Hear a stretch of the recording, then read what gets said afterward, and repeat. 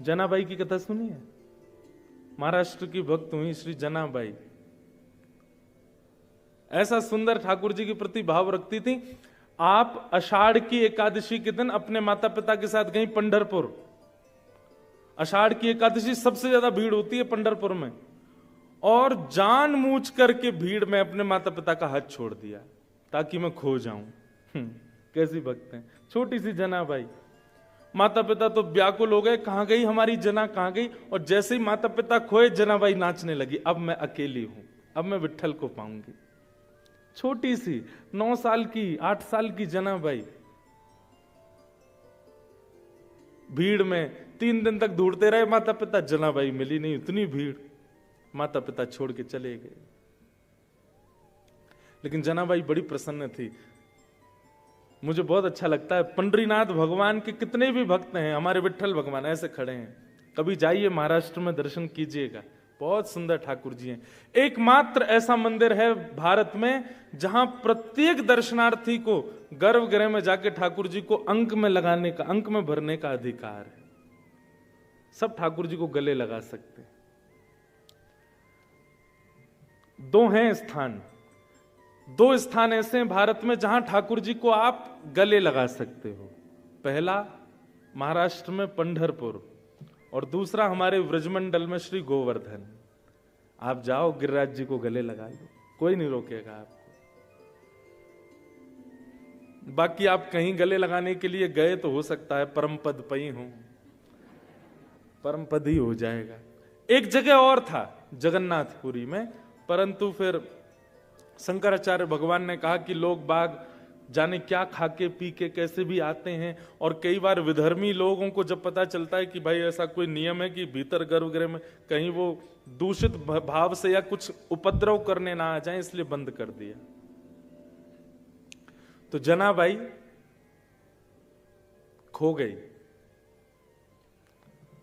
तभी श्री नामदेव जी महाराज उनको अपने घर ले गए। एक दिन बैठी थी चंद्रभागा के तट पर, तो उनको घर ले गए।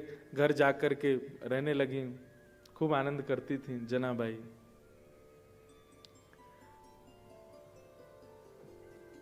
नामदेव जी महाराज जब कीर्तन करते थे तो सारे वैष्णव नाचते थे, और जनाबाई उन वैष्णवों को नाचते हुए जब देखती, तभी उसको क्या दिखता, पीतांबरी पहने। आहा, कैसे हैं पंडरीनाथ, सुंदर ते ध्यान उभे बिटेवरी। कोई महाराष्ट्र का बैठा है क्या यहाँ पर? हैं? बैठे हैं, मराठी आती है। पंढरपुर से? कौन? आप पंढरपुर से हैं? अरे कर कटावरी थे बुनिया, सुंदर ते ध्यान उभे बिटेवरी, सुंदर ते ध्यान। हमारा बहुत मन लगता है पंढरपुर में, इतने प्यारे ठाकुर जी हैं। तो जैसे ही देखा जनाबाई ने कि वैष्णव कूद कूद करके नृत्य कर रहे थे, और तभी पीतांबरी पहने, मत्साकृत कुंडल लटके हैं, सुंदर शीश पर मुकुट है, और मधुर मुस्कान के साथ ठाकुर जी नृत्य करते हुए आ रहे हैं, नाच रहे हैं। जनाबाई को नित्य दर्शन होता था श्री पंडरीनाथ जी का कीर्तन में। जनाबाई कभी मंदिर नहीं जाती थी। सब लोग बोलते थे, ए जना तू मंदिर क्यों नहीं जाती? बोले मैं क्यों जाऊं, रात में कीर्तन होता है, विट्ठल यहीं आ जाता है, मैं यहीं देख लेती हूं उसको। सब लोग बच्ची जान करके सोचते थे कि जना ऐसे ही बोलती है। लेकिन एक दिन एकादशी थी, एकादशी के दिन भयंकर भीड़ होती है पंढरपुर में, और पूरे दिन ठाकुर जी खड़े थे सुबह से रात्रि तक। आज जनाबाई मन में सोच रही थी, आज कीर्तन में पंडरीनाथ नहीं आने चाहिए, क्यों? बहुत थके हुए हैं, यहां आएंगे नृत्य करेंगे और थक जाएंगे। लेकिन ठाकुर जी आ गए।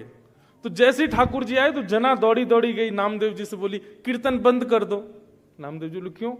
पंडरीनाथ आ गए, बहुत थके हुए, आप कीर्तन करोगे तो वो नाचेंगे, और वो नाचे तो उनको दर्द होगा पैर में, थक रहे हैं बहुत ज्यादा। सब बोले ये ऐसी बोलती है, चल बैठ जा। लोगों के पास गई, नाचो मत, तुम नाचोगे तो पंडरीनाथ भी नाचेंगे, उनके पैर में दर्द हो जाएगा।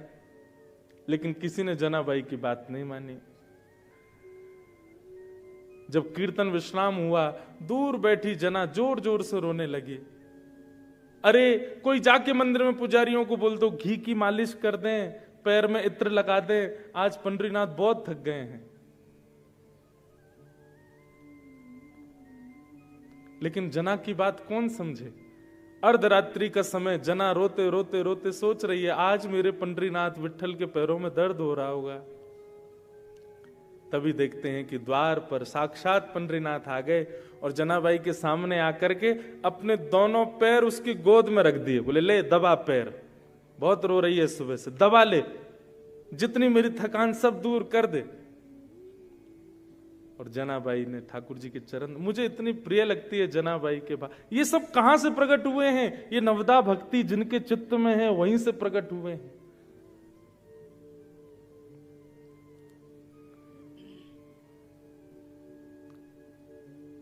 जनाबाई पूछती है ठाकुर जी से पैर दबाते दबाते, भोजन किया आपने? छोटी सी है और क्या पूछ सकती है, छोटे बच्चे ऐसी बात करते हैं। आपने भोजन किया? ठाकुर जी बोले हाँ किया। क्या पाया? भगवान बोले पूरन पोली। आज हमने भी पूरन पोली पाई दोपहर में। ठाकुर जी बोले पूरन पोली। जनाबाई बोली और क्या पाया? बोले मीठा भात। और क्या पाया? ठाकुर जी ने बताया कड़ी सामग्री जो। अच्छा कल क्या पाया था? ठाकुर जी बोले कल भी पूरन पोली, कल भी मीठा भात, कल भी ये। अच्छा परसों क्या पाया था? ठाकुर जी बोले पूरन पोली।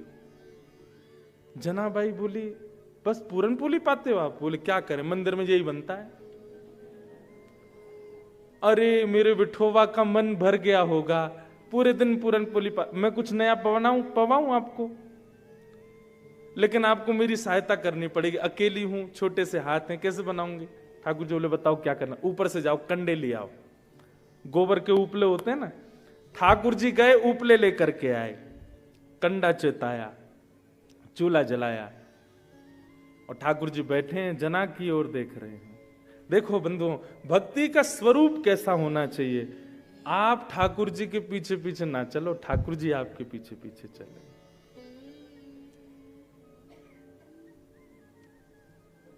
कहां जना देखती है ठाकुर जी को, पर आज जनाबाई भोजन बना रही है और ठाकुर जी उसकी ओर देख रहे हैं। इसका कैसा भाव।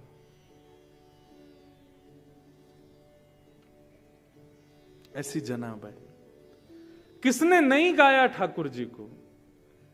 और वही गायन, वही भक्ति का भाव जब शब्दों में परिवर्तित हो जाता है, वही वंदन भक्ति है। श्रवण भक्ति में निपुणता होगी तो कीर्तन भक्ति आएगी, कीर्तन भक्ति में निपुणता होगी तो श्रवणम कीर्तनम विष्णु, श्रवणम कीर्तनम विष्णु स्मरणम, स्मरण भक्ति प्रबल होगी। आप संग के संग रह के मैं भी भूल रहा हूं। श्रवणम कीर्तनम विष्णु स्मरणम, और फिर स्मरण अगर श्रेष्ठ होगा तो पाद सेवनम। ये बात याद रखिएगा, जिसने कभी लीला चिंतन नहीं किया वो सेवा अच्छे से नहीं कर पाएगा। इसलिए हमारी प्रार्थना है कथाएं सुना कीजिए, और कथाओं में जो लीलाएं सुनाई जाती हैं उन लीलाओं को सुना कीजिए, उसके बाद ठाकुर जी की सेवा किया कीजिए। आप केवल उनको ड्रेसअप नहीं करते हैं, आप केवल उनको सुंदर नहीं सजाना है, यहां ये लगा दें, यहां ये लगा दें, इससे अच्छे लगेंगे, उनका डेकोरेशन नहीं है ठाकुर जी। वो एक लीला प्रकट होनी चाहिए वहां पर, और वो लीला सुन के ही होगा। स्मरण भक्ति के बाद ही पाद सेवन है, और पाद सेवन के बाद अर्चनम, और अर्चनम में निपुणता जब होगी तब होगा वंदनम।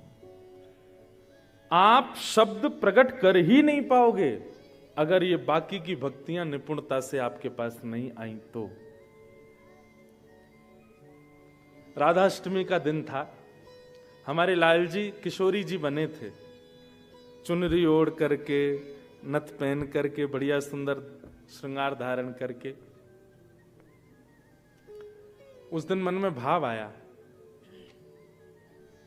कि हे लाल जी, आज आपसे एक बधाई चाहिए हमको। और उस दिन एक बधाई का एक पद लिखा ठाकुर जी के आगे। इतना सुंदर पद आज वृंदावन में कितने लोग गाते हैं उसको। बधाई में, हे नाथ हमको बधाई में क्या चाहिए? बधाई में दीजो श्री ब्रज धाम, बधाई में दीजो श्री ब्रज धाम। नैरोबी तो नहीं चाहिए बधाई में, ब्रज ही चाहिए ना। हमने अपने लाल जी से कही, मैंने कि हे ठाकुर जी बधाई में कहा दो? बोले ब्रज मंडल दे दो। ये जन्म तो मिल गया ब्रज में, अगला जन्म भी ब्रज में ही मिले। और आपको अगर लगता हो कि मैं मानव बनने योग्य नहीं हूं ब्रज में, तो वन उपवन और मोर बानर में, वन उपवन और मोर बानर में, कहीं लिख लीजो मेरो नाम, कहीं लिख लीजो मेरो नाम, बधाई में दीजो श्री ब्रज धाम, बधाई में दीजो श्री ब्रज धाम। वंदनम।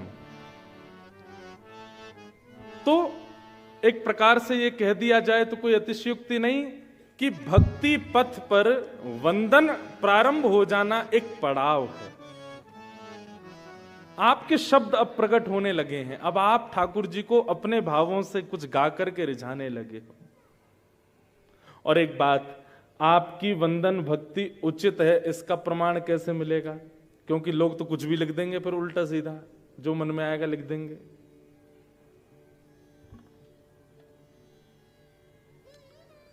आप अपने उस वाणी को एक बार सभा में गा करके देखिए। सभा में यदि बहुसंख्यक वैष्णवों को वो प्रिय लगने लग जाए तो समझ जाइए कि ठाकुर जी को आपकी वाणी प्रिय है। वो जो शब्द आपने लिखे हैं वो ठाकुर जी को भी प्रिय है। ये एक तरीका है। या फिर आपके घर पर कोई वैष्णव आते हैं, कोई संत आते हैं, कोई महापुरुष आते हैं, कोई विद्वत वरेण्य महानुभाव आते हैं, तो आप उनको अपनी वो रचना दिखाइए कि हमने ऐसा लिखा है ठाकुर जी के लिए। इस पर आप अपना कोई भाव बताएं। अगर वे मोहर लगा दें तो समझ जाओ आपकी वंदन भक्ति अब निपुण है। श्रवणम कीर्तनम विष्णु स्मरणम पाद सेवनम अर्चनम वंदनम, ये वंदन भक्ति। नरसिंह मेहता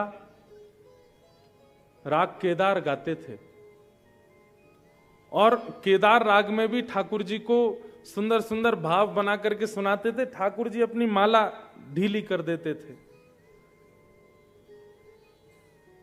नरसिंह मेहता ने किसी से बहुत पैसा उधार ले रखा था। सेठ जी ने आकर के कहा, हे नरसिंह मेहता हमारा पैसा चुकाओ। नरसिंह मेहता बोले कुछ दिन की और मोहलत दे दी। बोले नहीं अब नहीं देंगे। अब तुम एक काम करो। बोले क्या? तुम शाम को मंदिर में गाने के लिए जाते हो, हजारों वैष्णव तुमको देखने के लिए आते हैं, हजारों वैष्णव तुमको देखने के लिए आते हैं, क्योंकि तुम्हारे द्वारा गाए गए राग केदार से ठाकुर जी की माला उतर जाती है। अपने राग केदार को गिरवी रख दो हमारे यहां, जब तक पैसा नहीं लौटाओगे राग केदार नहीं गाओगे। वैष्णव वही देखने आते थे कि ये राग केदार गावे और ठाकुर जी की माला धीमे धीमे खिसके नीचे। नरसिंह मेहता बोले जो आज्ञा। राग केदार गिरवी रख दिया। अब जब तक पैसा नहीं चुकाऊंगा राग केदार नहीं गाऊंगा। लेकिन आज ही नरसिंह मेहता के विद्रोहियों ने एक परीक्षा रखी थी मंदिर में। आज माला हम लोगों ने मोटे सूत की अपने हाथ से बनाई है। अगर आज उसके राग केदार गाने से माला गिर गई तो हम मान जाएंगे कि उसके राग में ही ताकत है। ऐसा भी तो हो सकता है पतले सूत की माला पहना देते होंगे ठाकुर जी को, लेकिन आज माला हमने बनाई है। आज ये राग केदार से गिरा के दिखाए। और आज ही नरसिंह मेहता राग केदार गिरवी रख के आए थे। जैसे नरसिंह मेहता पहुंचे सभा पूरी भरी हुई थी। नरसिंह मेहता पहुंचे तो लोगों ने कहा, हाँ भाई नरसिंह मेहता, आज तुम्हारी परीक्षा है, तुम्हारे राग केदार से ठाकुर जी की माला धीमे धीमे उतर जाती है, आज गा के दिखाओ, आज माला हमने बनाई है। नरसिंह मेहता बोले, वाह रे कन्हैया, बड़े अद्भुत हो, परीक्षा भी उस दिन लई जिस दिन राग केदारी गिरवी रख दिया मैंने। नरसिंह मेहता कभी कोई राग गावे, कभी कोई राग गावे, केदार ही नहीं गावे। सब लोग बोले केदारो गाओ, केदारो गाओ। अब नरसिंह मेहता बोले कैसे गाऊं? वो सेठ जी का आदमी एक खड़ा था नजर ताक के, बोले अगर तेने केदार गाया तो तेरा घर परिवार सब ले लेंगे हम, गिरवी रखा है तेने। नरसिंह मेहता ने नेत्र बंद करके कहा, ठाकुर जी मुझे प्रतिष्ठा सम्मान की इच्छा नहीं है, पर मेरे गाने से आपकी माला धीमे धीमे नीचे होती है तो कितनों का विश्वास प्रगाढ़ होता है आप पर। आज मेरी परीक्षा है, और यदि आज मैंने केदारों नहीं गाया और आज आपकी माला यदि नीचे नहीं हुई तो कितनों का विश्वास अविश्वास में परिवर्तित हो जाएगा। मेरी प्रतिष्ठा के लिए नहीं, भक्तों के विश्वास के लिए कुछ कीजिए।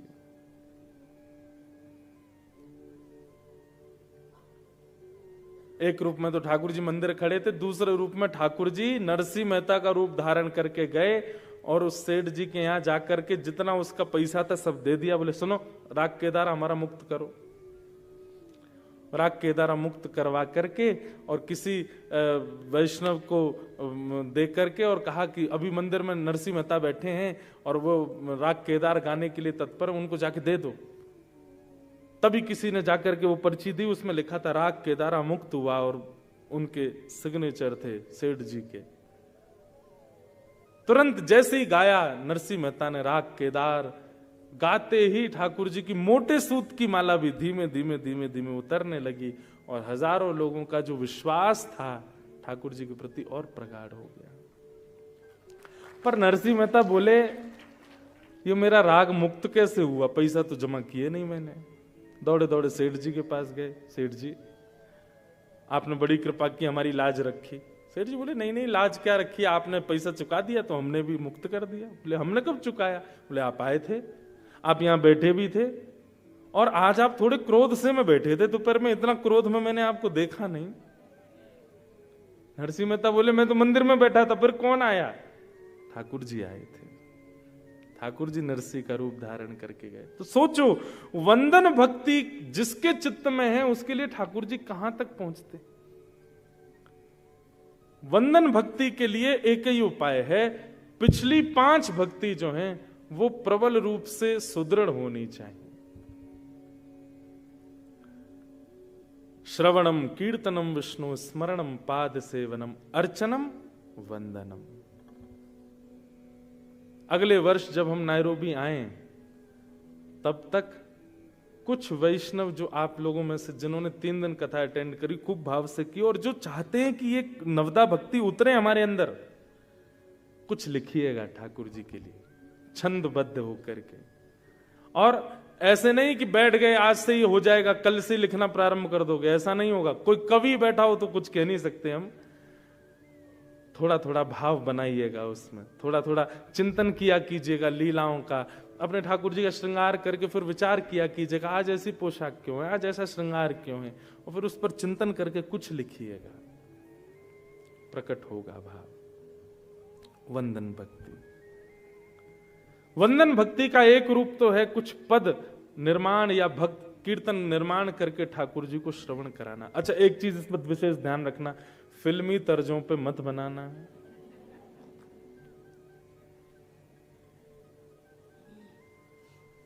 मुझे बहुत सावधानी से बोलनी पड़ती हैं बातें। पता चली कि कोई फिल्मी गाना था, उस पे ही आपने बना दिया, ऐसा नहीं कीजिएगा। वो फिर उसकी सुंदरता का ध्यान रखिएगा कि कल को अगर आप हमें दो तो हम भी मंच से गा सकें उसको, उसकी भावना ऐसी होनी चाहिए। वंदन भक्ति, वंदन भक्ति का दूसरा रूप क्या है? ठाकुर जी के सन्मुख जाकर के सदा उनका प्रेम चित्त में बढ़ता रहे ऐसी प्रार्थना करना। आज सुबह हम कहीं घूमने गए थे तो वहां 10 नामापराधों पर थोड़ी सी एक चर्चा हुई थी। 10 नामापराधों में एक अपराध क्या है? जो लोग नाम जप करते हैं बहुत ध्यान से सुनिएगा। 10 नामापराधों में एक अपराध यह है कि कल जितना आपने नाम जप किया उससे ज्यादा आज होना चाहिए, और आज जितना किया उससे ज्यादा कल होना चाहिए। अगर आप कल जितना किए उससे थोड़ा भी ज्यादा आज नहीं करते हैं तो फिर वो अपराध होता है। ये नामापराध में एक अपराध है। हर दिन भजन बढ़ना चाहिए, हर दिन कीर्तन बढ़ना चाहिए, हर दिन नाम जप बढ़ना चाहिए। वो कंटिन्यूटी में केवल इतना है, इतना ही चलता जा रहा है। ये तो वैसे ही हो गया, रोज दाल चावल ही खा रहे हो। ठाकुर जी भी कहेंगे गिनती है इसकी, इससे एक भी ज्यादा चला जाए तो महाराज अगले दिन तो आलस में आ जाता, कल एक ज्यादा तो कर दिया था हमने। नहीं, नाम महिमा, नाम जापकों को चाहिए कि आप जितना नाम जप करते हैं कल के नाम जप उससे दुगना होना चाहिए। दुगना नहीं तो थोड़ा ज्यादा हो, कल से थोड़ा ज्यादा आज, आज से थोड़ा ज्यादा कल, कल से जो थोड़ा ज्यादा परसों।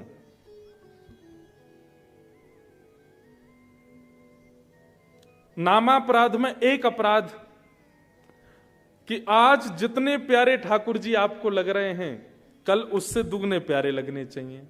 आज जितना प्रेम ठाकुर जी से कल उससे दुगना प्रेम ठाकुर जी से होना चाहिए। अगर ये नहीं बन रहा है तो आप, इसका मतलब है अभी अपने भक्ति मार्ग में सजग नहीं हुए हो। स्वामी श्री हरदास जी महाराज कहते हैं, प्यारी ज्यों ज्यों देखूं तेरो मुख, त्यों त्यों नयो नयो लागे।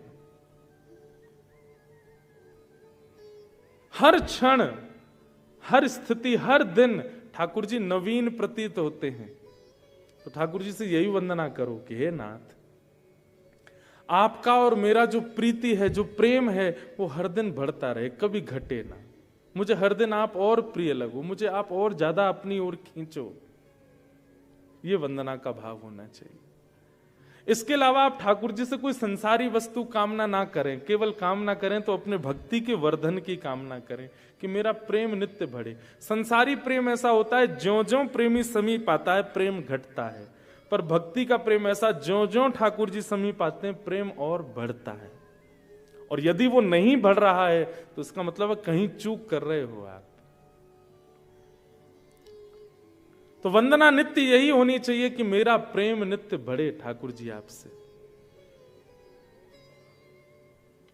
वंदन,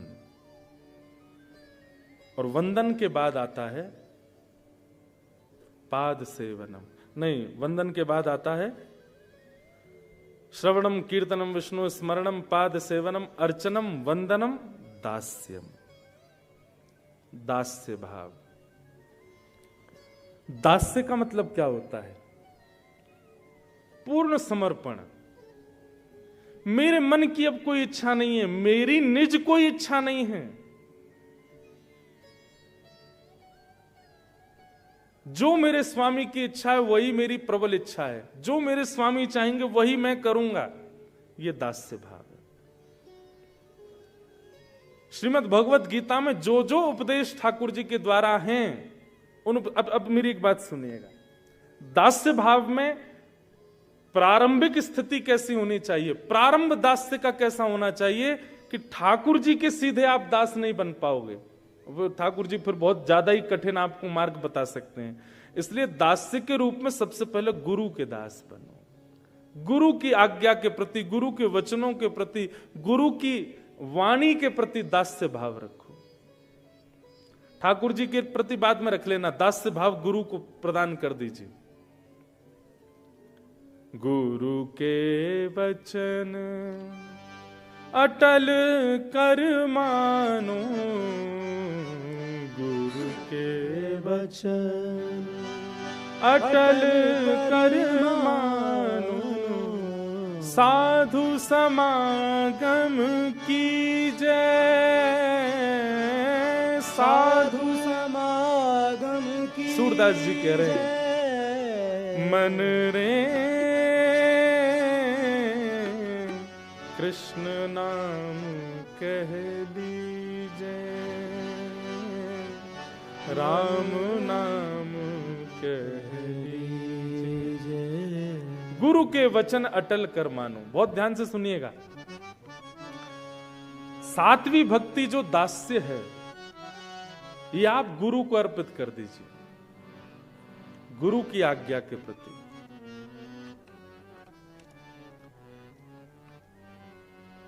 क्योंकि एक बात यह है कि ठाकुर जी की आज्ञा मानने के लिए आप निपुण तब होगे जब गुरु आज्ञाएं बहुत मानी हो।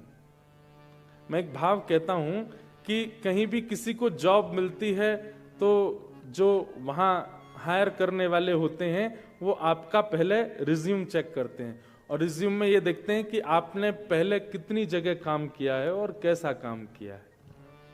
होता है ना, हमने तो कहीं करी नहीं इसलिए हमें पता नहीं, लेकिन जितना पता है वो यही है कि आपका रिज्यूम चेक किया जाता है और रिज्यूम में ये देखा जाता है कि आपने कितनी जगह कहां कहां कैसा कैसा काम किया। और कहीं पता चल जाता है, अब मान लीजिए नायरोबी में आपको कहीं जॉब चाहिए और पता चले ओहो आप इंग्लैंड में जॉब कर चुके हो, बड़ी बड़ी कंपनीज में आप इतना पैसा आपको मिलता था, ये आपकी डिग्रीज हैं, ये आपकी क्वालिफिकेशन है, इतना आप कर चुके हो, तो स्वाभाविक है कि सामने वाला व्यक्ति रिज्यूम देखते ही आपको वेलकम करेगा कि ठीक है आप कल से ज्वाइन कर लीजिए, कल से नहीं आज से ही कर लो। ठीक वैसे ही ठाकुर जी भी रिज्यूम चेक करते हैं। अपनी सेवा देने से पहले ठाकुर जी यूं देखते हैं, अरे यूं बताते हैं कितनी जगह सेवा करी है, कितनी संतन की सेवा करी, कितनी वैष्णवन की सेवा करी, कितनी गुरुजनन की सेवा करी, कितने महापुरुषन की सेवा करी, कितनी धाम की सेवा करी, कितनी तीर्थन की सेवा करी, कितनी एकादशी निष्ठा करी, कितनों नाम जप किए, सारे रिज्यूम ठाकुर जी चेक करते हैं। एक बार को उसमें सबसे प्रमुख क्या होता है, अपने निज चरण छूने की आज्ञा ठाकुर जी आपको तभी दे सकते हैं जब आपने पहले बहुतों के चरण छुए हों और चरणों की सेवा की हो। भैया देखो, भगवान के सबसे कोमल हैं चरण। ठाकुर जी नहीं चाहेंगे कि कोई निष्ठुर व्यक्ति उनका स्पर्श कर ले, इसलिए जिसने खूब चरण सेवा की होगी, और चरण सेवा आप हर किसी की नहीं कर सकते, गुरुजनों की ही करोगे, तो गुरुजनों की चरण सेवा जिसने अपने जीवन में खूब की होगी, ठाकुर जी को फिर सोचना नहीं पड़ेगा अपने चरण सेवा करवाने से पूर्व। अरे भैया ये तो अनुभवी है, एक्सपीरियंस्ड है, या को अपने चरण दे दो। इसलिए दास्य भाव में सबसे पहले गुरु के दास्य भाव बनो, दास गुरु के बनो। दास का मतलब अब आपकी अपनी कोई स्वेच्छा नहीं है, गुरु आज्ञा ही सर्वोपरि है। और गुरु आज्ञा अनंत रूप से निर्वहन करने लगे अपने जीवन में, तो ठाकुर जी समझ जाएंगे भाई आज्ञा पालन करने की निष्ठा है इसके अंदर, अब मैं भी आज्ञा करूं। इसलिए दास्य के रूप में गुरु को स्वीकार करो, गुरु के शिष्य बनो।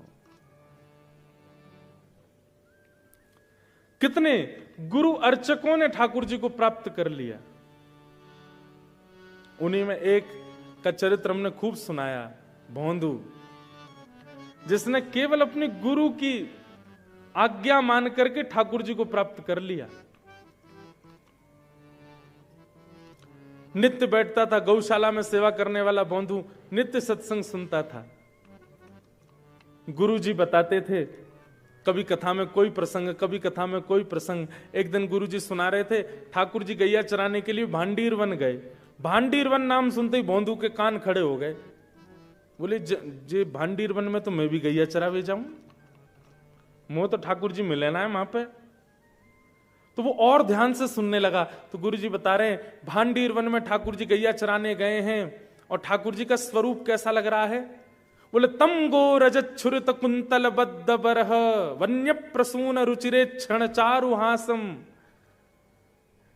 ठाकुर जी ने एक बहुत सुंदर दर्शन है, ठाकुर जी की छवि का दर्शन करना। ठाकुर जी गैया चराने जाते हैं तो जैसे ही वन में पहुंचते हैं तो ठाकुर जी क्या करते हैं, अपनी कपड़े की पाग जो पहनी है उसको उतार देते हैं और फिर गायों के पैरों में गायों के पैरों को बांधते हैं जिस रस्सी से, उसको ब्रजभाषा में लोमना कहते हैं। दूध निकालते समय गाय के पैर बांधे जाते हैं, कहीं पैर ना मारे, बाल्टी गिर जाएगी, तो लोमना जो गाय के पैरों में बांधा जाता है, वो लोमना निकाल करके ठाकुर जी, उसमें गोबर भी लगा है, ब्रजरज भी लगी है, उसको ठाकुर जी अपने सिर पे बांध लेते हैं। और सिर पे बांध करके वही लोमना ठाकुर जी एक हाथ पे, एक कटी पे, गले में, ऐसे ठाकुर जी गोबर और रज से युक्त लोमना से अपना श्रृंगार कर लेते हैं। ये स्व श्रृंगार है। श्रीमद् भागवत में स्व श्रृंगार के कई रूप बताए गए, जहां ठाकुर जी का श्रृंगार ना तो यशोदा जी कर रही हैं, ना ग्वाल बाल कर रहे हैं, ना किशोरी जी कर रही हैं, ठाकुर जी खुद ही सज रहे हैं। और जब ठाकुर जी खुद सजते हैं ना, वो श्रृंगार सबसे सुंदर होता है ठाकुर जी का। लोमना बांधे, धूप के प्रकाश से छोटे छोटे प्रश्वेत के बिंदु पसीना आ गए ठाकुर जी को। और जब ठाकुर जी गैयाओं के बीच में चलते हैं तो गौ रज उड़ करके मुखमंडल पर लग जाती है, और अपने आप ही पत्रावली का श्रृंगार, एक एक बिंदी ऐसे प्रकट हो जाती है, और सुंदर सुंदर सुंदर आकृतियां ठाकुर जी के मुखमंडल पर बिना किसी प्रयास के स्वतः ही प्रकट हो जाती हैं। वैजंती माला पहने, पीतांबरी पहने ठाकुर जी जब वन में विचरण करते हैं। अब दूर बैठा भोंदू सुन रहा है और मन में विचार कर रहा है, भांडीर वन में ठाकुर जी गैया चराने आते, मैं जाता हूं, मुझे तो मिले नहीं कभी। लेकिन गुरु जी कह रहे हैं तो इसका मतलब है ठाकुर जी आज भी आते होंगे। मेरी ही योग्यता नहीं थी कि मैं उनका दर्शन नहीं कर पाया। अगले दिन भोंदू इसी तैयारी से गया है, इसी उद्देश्य से गया है कि ठाकुर जी दिखने चाहिए मुझे। गैया चराने के लिए गया भांडीर वन में। और दिन तो गैया चरती थी, स्वयं सो जाता था, लेकिन आज सोया नहीं, आज ढूंढ रहा है कहां है श्याम सुंदर। एक दिन, 2 दिन, 3 दिन बीत गए, लेकिन ठाकुर जी नहीं मिले। भोंदू उदास होने लगा और तीव्रता से ढूंढने लगा। बंधुओं, भक्ति में सबसे विशेष क्या होता है? सबसे विशेष इन्वेस्टमेंट क्या है भक्ति में, बताइए। आप कितनी देर पूजा करते हो, कितना नाम जप करते हो, कितनी एकादशी करते हो, कितनी परिक्रमा करते हो, क्या ये सारे इन्वेस्टमेंट हैं? हैं तो यही सारे इन्वेस्टमेंट है, पर सबसे विशेष इन्वेस्टमेंट क्या है? आप कितनी उत्सुकता से करते हो जो भी करते हो। उत्सुकता जानते हैं? एक्साइटमेंट। नाम जप इज नॉट जस्ट लाइक बस जल्दी जल्दी करना है, अरे राम राम राम जल्दी हो जाए, जल्दी हो जाए, अभी तो बहुत नीचे है, बहुत जल्दी कब होएगी, कब है, पर ये करते हैं। ऐसे नहीं। एकादशी वाले दिन you are just looking at time, Dwadashi कब लगेगी, रसोई में कब रोटी बनेंगी। ऐसे नहीं। परिक्रमा कर रहे हैं गिरिराज जी की, राधा कुंडा दे, भैया कितनी दूर और रह गया, 2 किलोमीटर। अरे भगवान, हे गिरिराज बाबा हमको शक्तिमान बना दो, उड़ के चले जाएं, 2 किलोमीटर चलना ही नहीं पड़े। ऐसे नहीं। तत्परता, एक्साइटमेंट, उत्सुकता, वो सबसे बड़ा इन्वेस्टमेंट है। अगर उत्सुकता से 1 माला भी करोगे तो 108 माला करने वाले पे भारी है। क्वांटिटी कितनी है ये जरूरी नहीं, क्वालिटी कैसी है, आपकी भक्ति की क्वालिटी कैसी है। क्वांटिटी पर ध्यान मत दिया कीजिए, क्वालिटी अच्छी रखो। क्वालिटी अच्छी कब होगी? जब आप एक्साइटेड होकर के करेंगे। वो आपका स्वाभिमान होना चाहिए, सौभाग्य होना चाहिए। एकादशी आप वेट कर रहे हो, कब आएगी एकादशी, कब मैं फिर से व्रत करूंगा, कब से अपने प्रिया प्रियतम के लिए उपवास करूंगा। वो ठाकुर जी को मिलाने में सहायक बनता है, ना कि केवल बने बनाए रिचुअल्स का पालन करने से आप उनको प्राप्त नहीं कर पाओगे। उत्सुकता ही प्राप्त करवाएगी आपको। किसी की एकादशी करते हुए देख लिया, आपके मन में भी आ गया नेक्स्ट टाइम से मैं भी रखूंगा, तो वो पहले दिन तो उत्सुकता थी, पर अब एकादशी जब जब आती है तब तब आप चिंतित हो जाते हो, अब कैसे होगा काम। ऐसे नहीं।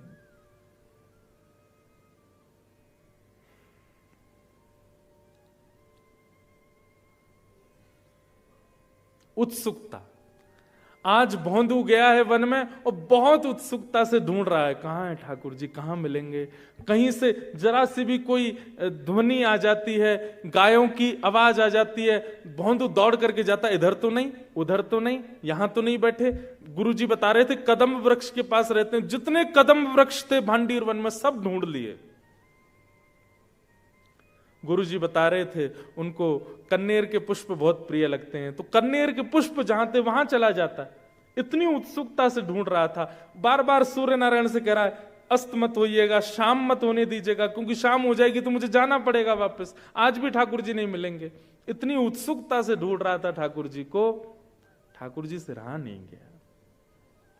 और तभी अपनी नंद भवन की गायों के समूह को लेकर के पीतांबरी पहन करके, सुंदर टेढ़ी सी पाग धारण करके, सुंदर घुंघराले केशों की अलकावलियां खोल करके, मधुर मुस्कान लेते हुए, बंक अदा से चलते हुए, टेढ़ी मेढ़ी चाल चलते हुए ठाकुर जी आ गए।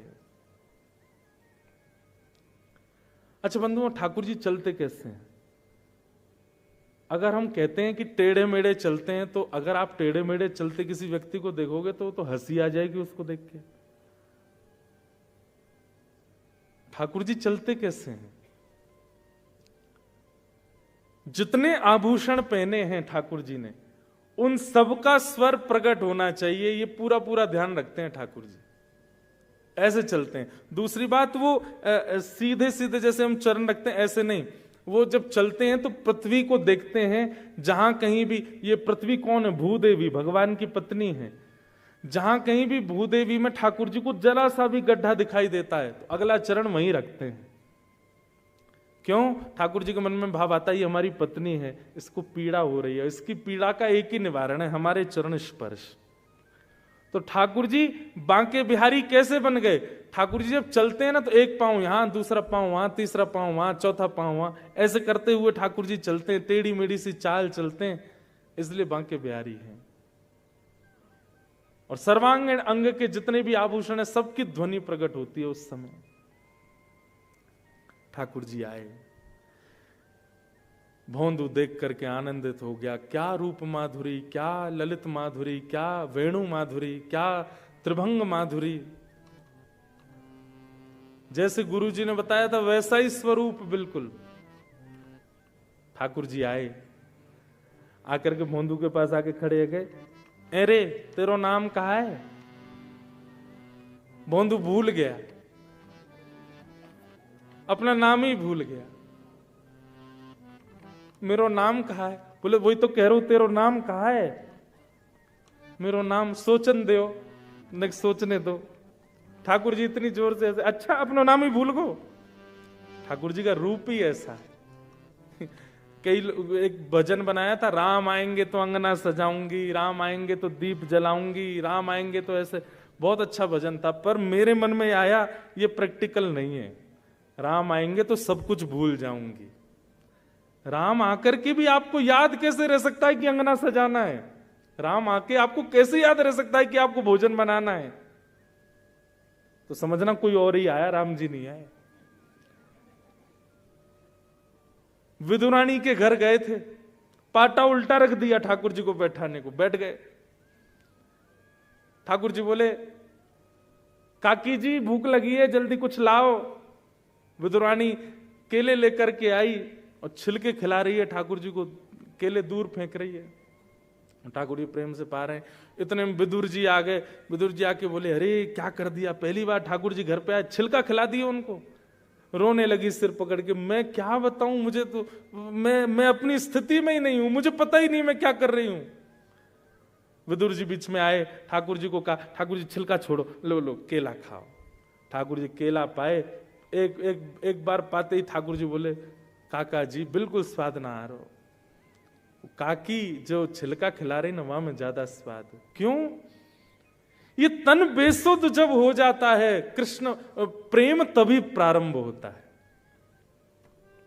आपको शुद्ध कैसे रह सकती है उनके सामने आकर के?